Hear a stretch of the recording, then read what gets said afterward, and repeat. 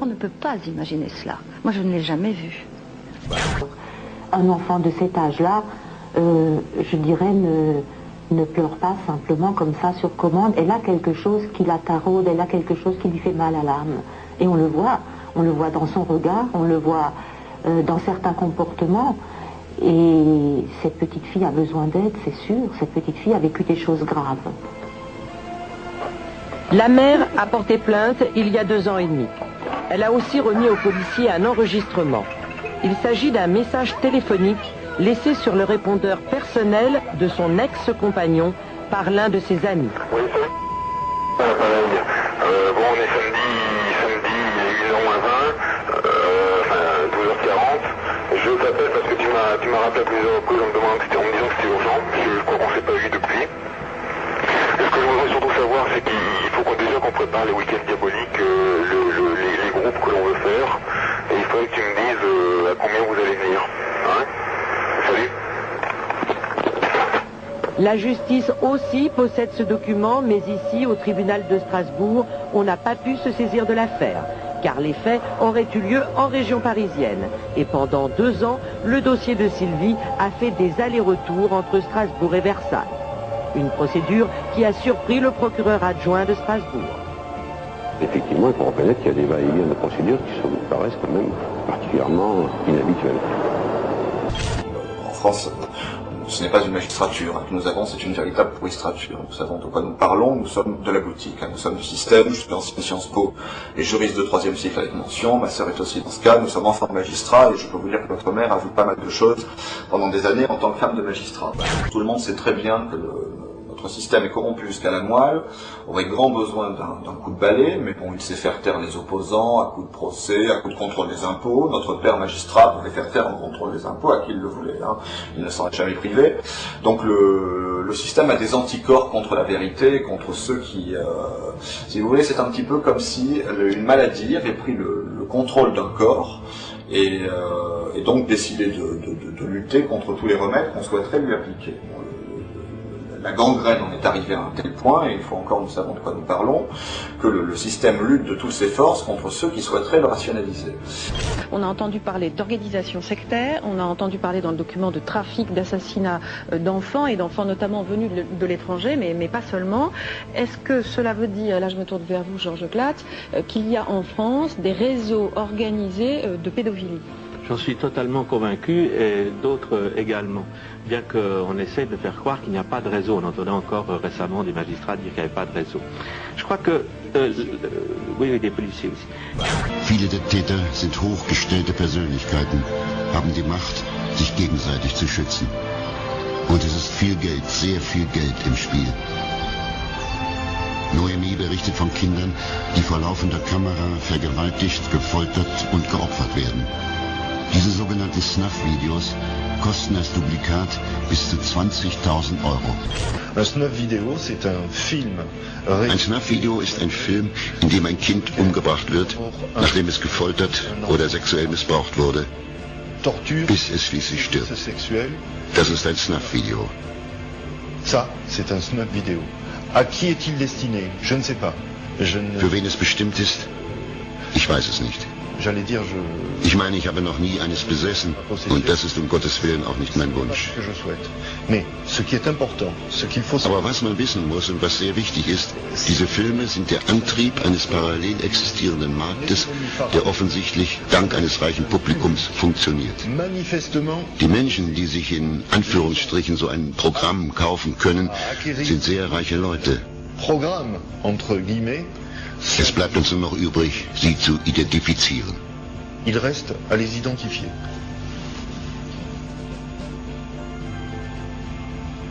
This is Edward Alexander Crowley, also known as Aleister Crowley. He styled himself the wickedest man in the world. He believed himself to be the great beast. And he changed his name to Aleister Crowley, so it would add up in both English, Hebrew, and Greek Kabbalah as 666. This guy was probably the most highly honored Mason in the world. And he was also the most dangerous man of the 20th century. Crowley reveals the secret behind the all-seeing eye symbol in one of his books, the Book of Thoth, which is a very advanced manual on tarot card readings. And this is the eye of Lucifer. That all-seeing eye is not God, brothers and sisters.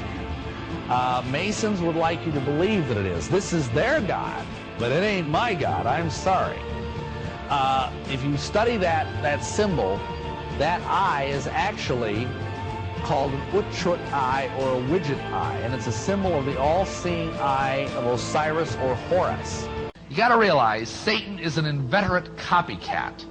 He can't come up with anything creative because he has cut himself off from God, who is the source of all creativity. So all he can do is recycle the same old gobbledygook over and over again. And so he just keeps trying to do the same thing, and he lusts after the kind of stuff that God has. He wants to be worshipped as God. And so when he sees Christians being adopted into the family of God, he figures he's going to try and do the same thing with his slaves. And this is something very important that you need to understand. If you know someone who's a Mason, or if you yourself are a Mason, realize that when you kneel at the altar of Masonry as an entered apprentice, and you take that oath, you are adopted into the family of Lucifer at that moment. Now, you don't probably know that. I did. But most people don't even know that.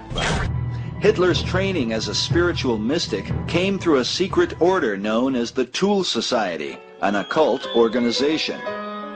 Though the cause of such societies may vary, the same occult principles can be found in the Brotherhood of the Masonic Orders, whose members have included some of the most powerful political leaders of the 20th century. To test this argument, consider Hitler's dream of the Superman alongside this quote from Masonic author W.L. Wilmhurst from his book, The Meaning of Masonry. He writes, "This, the evolution of man into Superman, was always the purpose of the ancient mysteries, the religion of Masonry. Man, who has sprung from the earth and developed through the lower kingdoms of nature, has yet to complete his evolution by becoming a God-like being." Alors c'est vrai qu'il y a des gens aujourd'hui qui, pour me diffamer, disent que je suis devenu fou, que je suis délirant, que je parle de satanisme, etc.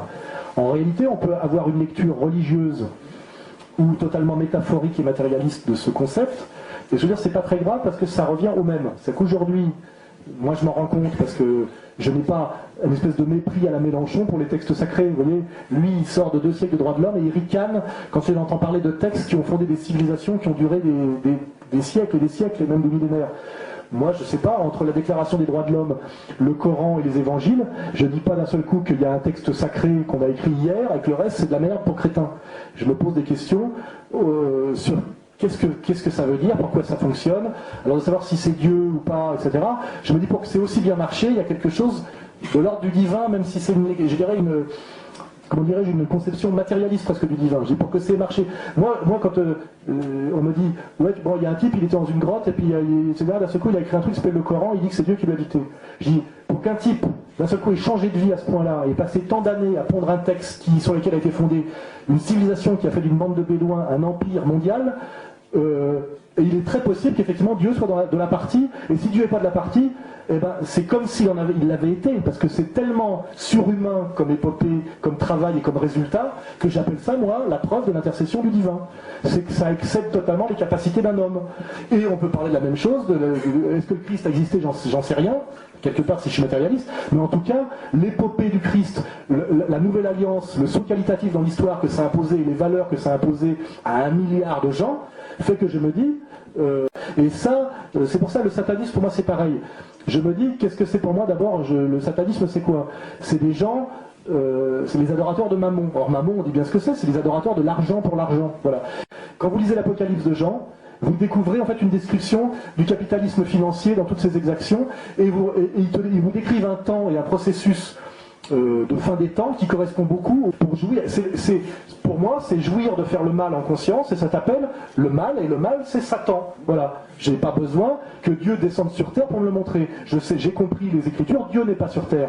Le diable est sur terre. Hein. Le diable s'appelle le maître de la terre, et d'ailleurs, les maçons s'appellent les fils de la lumière. Le maître de la lumière, c'est Satan. Qu'on fasse une lecture métaphorique ou religieuse, ça converge. Voilà. Je dis, ces élites financières, oligarchiques, mondialistes, sont lucifériens, sataniques et mammoniques, parce qu'ils ont programmé la mise à mort parfois, comme le s'en vante Nick Rockefeller, de la moitié de la planète. Ils ont des projets malthusiens, etc. Ils jouissent de la souffrance des autres. On voit qu'ils sont membres de clubs comme les Skulls and Bones ou le Bohemian Club, où ils font des cérémonies d'adoration à des idoles antichrétiennes et sataniques comme Moloch, etc., où ils brûlent en chantant des chants des effigies de bébés. Il faut le savoir. Et ça, c'est pas délirant. C'est accessible sur Internet. Ça a été filmé par Alex Jones. Et quand on sait que de ce Bohemian Club sont membres toutes les élites mondiales qui signent les présidents des États-Unis, et que tous les ans, ils trouvent le moyen de se réunir pendant 15 jours ou 3 semaines dans une forêt de séquoia au nord de la Californie. Et là, c'est pas un film délirant, c'est pas Eyes Wide Shut de Kubrick, qui d'ailleurs montre ça dans son dernier film, hein, il le montre avant de mourir. Voilà, ça existe. Voilà, donc à un moment donné, je me dis, ça existe. La pédophilie satanique de réseau, ça existe. Le sadomasochisme criminel, ça existe.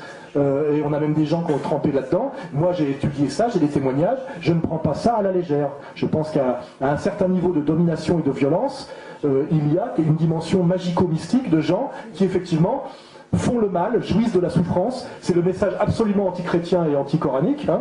C'est tout le contraire du bien, du partage, de la fraternité, de l'honneur, de la bonté, de l'amour, du respect de la nature, etc. Et ce discours qui est l'inverse même du discours du Christ ou du discours de Mohamed, et le discours de Satan, et ces gens-là accomplissent le projet satanique sur Terre, j'y peux rien, c'est comme ça. Et ils sont bien identifiables, et même d'ailleurs quand on lit leur mémoire, ou qu'on écoute leur confession secrète, ou qu'on écoute, on écoute la vidéo de Aaron Russo lui parler de sa rencontre avec Nick Rockefeller, il dit bien que Nick Rockefeller lui a expliqué tout ça. Et ce mec, c'est pas un guignol, un psychopathe qu'on a sorti d'un asile, c'est un grand producteur de cinéma américain. Voilà, quand on cherche, on trouve tout. Donc je me dis, qu'on le prenne au niveau purement mystique et spiritualiste ou au niveau métaphorique, au niveau de la souffrance que ça nous inflige, des ennemis à identifier et des combats à mener, ça revient exactement au même, et ça exige les mêmes alliances. C'est-à-dire que moi, je lis l'Apocalypse de Jean, je lis les hadiths musulmans sur la fin des temps, sur l'eschatologie, et je vois à un moment donné qu'il y a un antéchrist qui doit venir, qui doit être combattu par le Mahdi, qui doit être combattu par Jésus-Christ, et que de l'autre côté, il y a des gens qui attendent aussi un Messie, mais ce Messie va lutter contre toutes les nations, et à un moment donné, je vois bien qu'il y a une métaphore sur ce faux Messie qui a un seul œil, etc., et qui maîtrise effectivement des faux miracles, et qui maîtrise la technique, etc., etc. Et je me dis, ces textes sacrés sont quand même si c'est au niveau métaphorique, ressemblent beaucoup aux menaces qui pèsent sur nous. Les alliances que moi je déduis géopolitiquement et intuitivement ressemblent aux convergences des textes sacrés catholiques et musulmans. Donc je me dis à un moment donné, voilà, c'est pour ça que je ne sais pas très bien comment font les catholiques sionistes, parce que je ne vois pas très bien comment ils lisent les Écritures. Voilà, il ne me semble pas qu'il y a marqué à un moment donné que Mammon et Jésus-Christ allaient fraterniser à la fin des temps. Voilà, il y a une malhonnêteté là quelque part. Voilà. Et c'est pour ça que je vois aussi que les grands résistants au mondialisme au monde aujourd'hui, qui sont Ahmadinejad et Hugo Chavez, et pas le pape Benoît XVI, hein, là je remets bien les choses en place, il n'est pas du tout au niveau, hein, j'aurais bien aimé mais c'est pas le cas, et ben ils ont un discours à la fois totalement politique, économique et géopolitique, et en même temps une foi. Et même Chavez fait bien converger, exactement comme moi, un discours socialiste authentique et un discours catholico-christique. Hein, voilà. Et ce n'est pas un hasard, et ce sont comme par hasard les plus valeureux combattants aujourd'hui contre l'empire mondialiste mammonique. Et moi, je sais que ça ne me gêne pas j'ai rencontré les gens du Hezbollah quand je suis allé au Liban, pour ceux qui le savent, et j'ai vu des gens qui étaient des guerriers, et qui étaient aussi totalement religieux, totalement politiques et totalement guerriers. Et ce sont malheureusement aujourd'hui les seuls qui osent mener le combat jusqu'au bout, et ben c'est ceux qui ont cette dimension, je dirais, sacrée, parce que il faut penser qu'il y a quelque chose de plus que la vie terrestre et matérielle pour oser mener ce combat. Si vous ne le pensez pas, c'est très difficile, parce que finalement, le camp d'en face vous propose quelque chose, s'il n'y a pas d'au-delà, de très agréable, hein, du pognon, des bagnoles, des gonzesses, enfin, on sait que tout ça, voilà, les trois lettres magiques, les honneurs, la fortune, qui amènent les femmes, enfin, ou les petits garçons, ça dépend. Oui, parce que de plus en plus, c'est les petits garçons, j'ai remarqué. Un jour, tais-toi, un jour, Dieu il va dire tous les croyants. chrétiens, musulmans, arrête de fuir l'esclave devant le fils de Satan, Dominique Strauss-Kahn. Écoute-moi, n'aie pas peur, laisse-moi parler, écoute-moi. Après, je vais partir, écoute-moi.